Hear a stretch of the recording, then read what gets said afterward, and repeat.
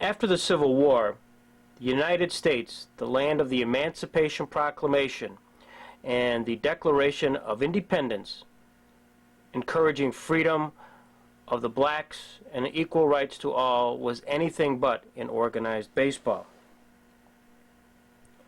Black and white baseball had become an entrenched reality as a result of racial intolerance and misunderstanding that ran rampant throughout all levels of American society following the Civil War and into the 20th century. Let's learn a little bit more about that period of time to understand Jamestown's and Celoron's position as a large footnote in baseball history.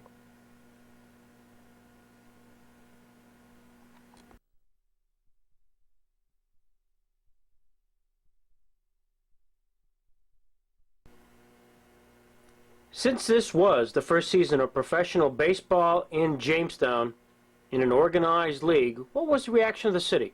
The first reference we find in the Jamestown Evening Journal of May 12, 1890.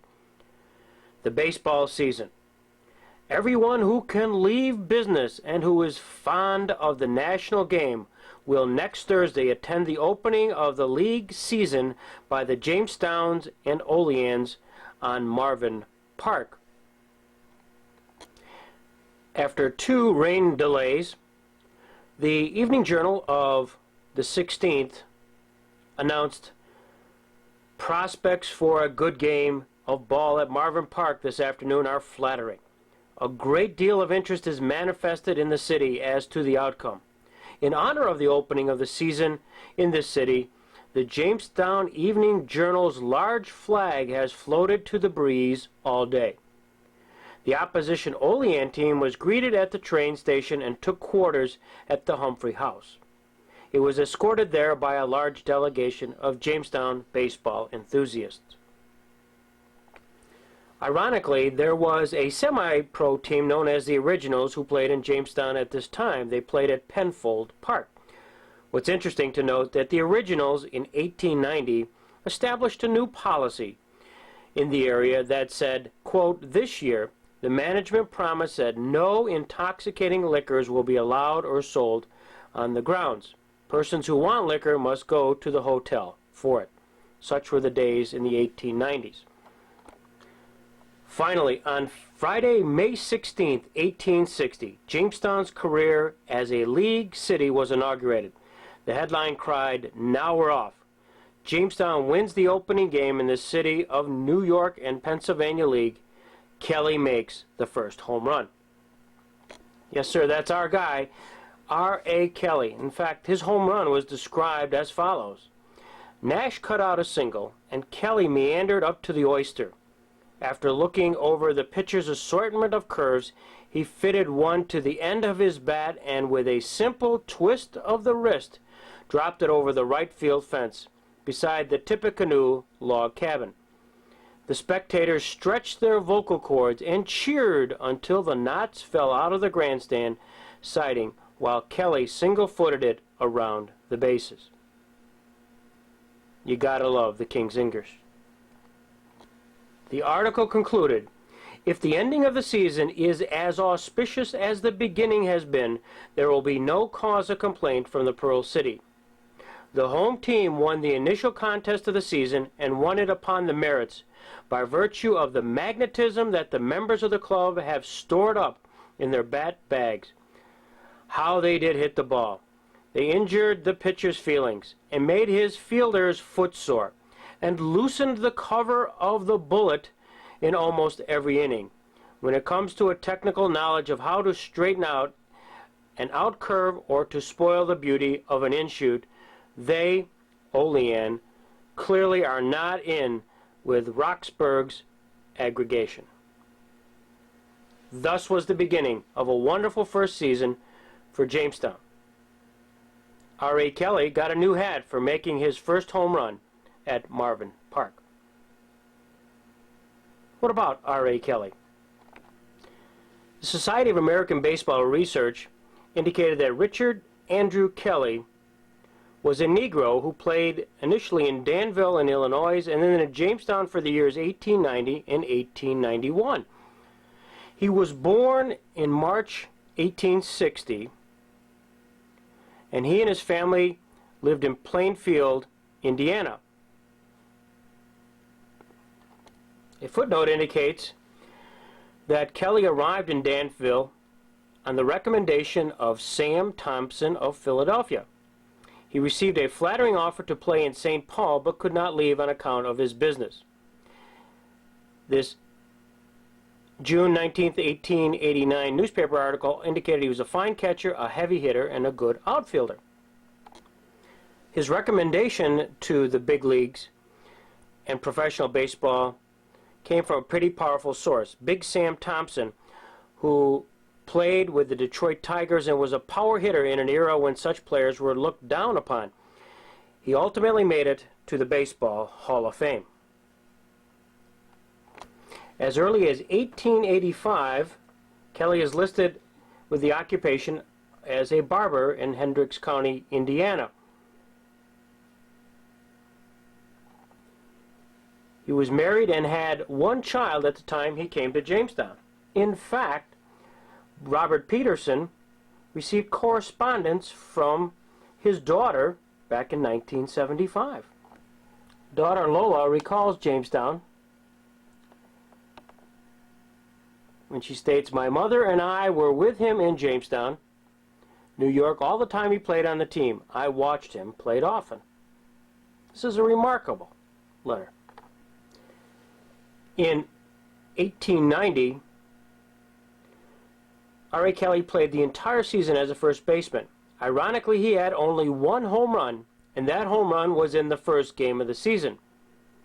He ended up with a .301 batting average with 21 doubles and 3 triples.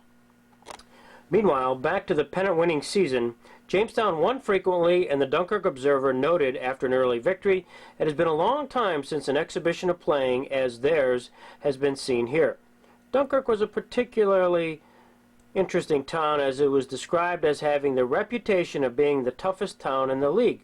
The rowdy element on the grounds runs the whole show and indulge in language and behavior that is calculated to keep respectable people away from the game. The management promises better things in the future, however. Dunkirk, in addition to being a tough town, also had a mascot. One day they arrived into town with a mascot, which was in the shape of a little Negro, black as the ace of spades, to whom they paid devoted attention.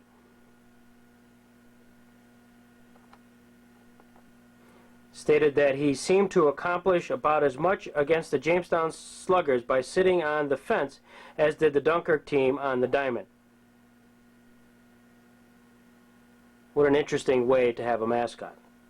The early season had problems with weather and drainage. The field got so bad that the local management had made arrangements with Farmer Warner whereby he will open up his mill dam tonight and keep it open Sunday, thus lowering the outlet water so there will be no interference on that score with the Erie-Jamestown game Monday. They also went on, the Jamestown Journal, referring to Marvin Park, and an encouragement of the management that they should not delay in having the entire front of the grandstand protected by wire network. At present, there is an opening at each end of the stand and a wide opening at the top in the center through which foul balls often come so swiftly as to cause severe injury if one should strike a child. High water and grandstand improvements were not the only issues of the first year.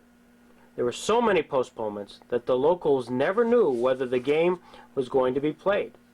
Finally, the Jamestown Evening Journal indicated that when games are to be played on the grounds in this city, a flag will be hoisted there as notification.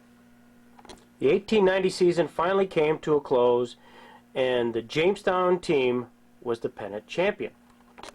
The 1890 season was a memorable one for Jamestown, not only because it was the first professional team, the first professional champion, but also the place where one of the last black players in organized baseball played. Congratulations came in. The Olean Times said, "Jimtown, the proud Pearl City at the outlet of the Classic Lake, has won the baseball pennant." accept our congratulations. Herbert Whitney II, manager and owner of the Jamestown team in 1890, brought the team back again in 1891. The team also included in 1891 R.A. Kelly. Kelly batted .245 with 3 home runs that year. 1891 season was a split season, with Erie winning the first half and Jamestown winning the second half. After that season, R.A. Kelly returned to Indiana and retired from professional baseball. However, his 2 years in Jamestown left an indelible mark on the history of local baseball, as well as the history of black baseball in organized ball during that period of time. R.A. Kelly, in the national statistics, was listed as the only Negro playing here in his second year in Jamestown. After the 1891 season, the New York-Pennsylvania League disbanded.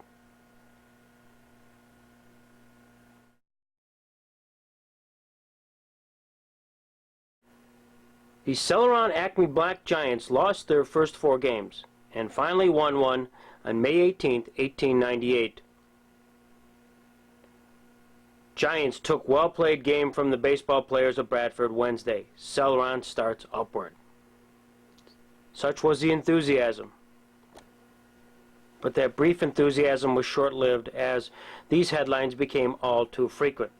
Celoron loses another. As the fortunes of the baseball team floundered, so did the degree of coverage by the Jamestown Evening Journal. The season commenced with excitement and detailed coverage, including complete box scores. With mounting losses, the coverage was reduced to line scores, then mere notes in the paper, if anything. The Journal often complained, "The manager makes no effort, apparently, to let the people know when a ball game is to be expected. Many people in the city would be present had they known a game was scheduled." One of the best games of the season for Celoron occurred on Memorial Day. The Celoron Park was formally opened that day. The Journal recounted, "The Celoron Acme Giants and the Warren team played a game of baseball. It was an old-time, enthusiastic baseball crowd, and the enthusiasm of the crowd must have been communicated to the Celoron team, for they wrested victory from the Warren team after playing the best game of baseball that has been seen here this season."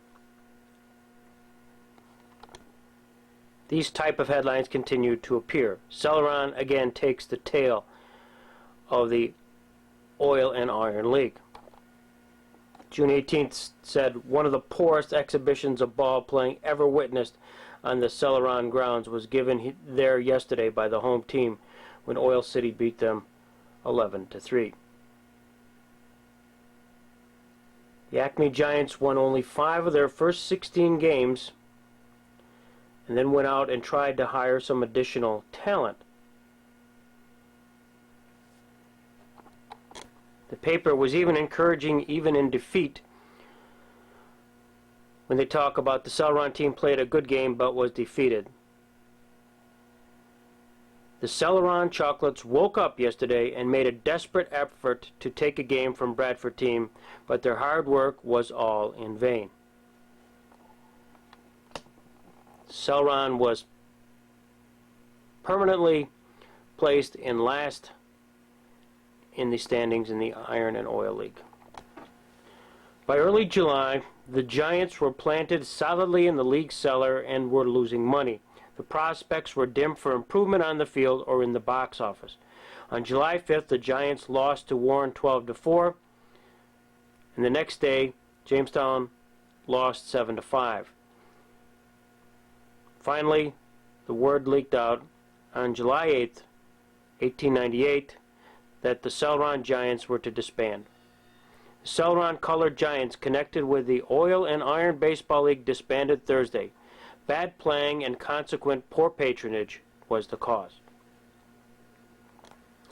The manager, Harry Curtis, disbanded the black team and attempted to raise a team from former college students. However, after a month, that team also was disbanded. Manager Fortney summed up the situation in the Jamestown area. Without a winning team in Jamestown, the sport will never be a success. And in order to have good players and get the best results from them, they must be paid at the time and the amount agreed upon. Otherwise, it will be a failure. People here want a team and baseball as a pleasure and recreation, if someone energetic enough would give it a little attention and money. This was a dreary postscript to the last season in which a number of blacks played in minor leagues. It would be 48 years from this date until once again Jackie Robinson would play in Montreal for the Brooklyn Dodgers.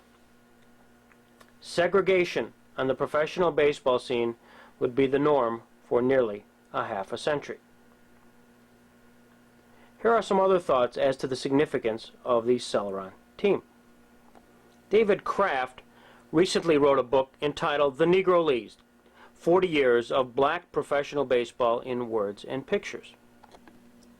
In his prelude, he stated, by 1898, the last traces of black players in organized baseball could be found in the Pennsylvania Iron and Oil League. The Acme Colored Giants, with an anemic one-loss percentage of 163, shut down operations in mid-season. With that team's demise, a turbulent, maddening period in organized baseball had finally given way to a slightly calmer but racially segregated period in which only whites could play at the minor and major league levels.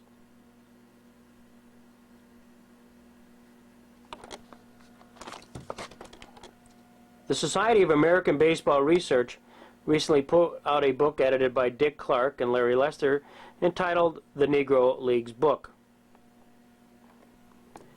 In their preamble, they likewise referenced the last all-black team in the minor leagues was the 1898 Celoron, New York club of the Iron and Oil League. Winning but 8 of 50 decisions, they finished in the circuit's basement.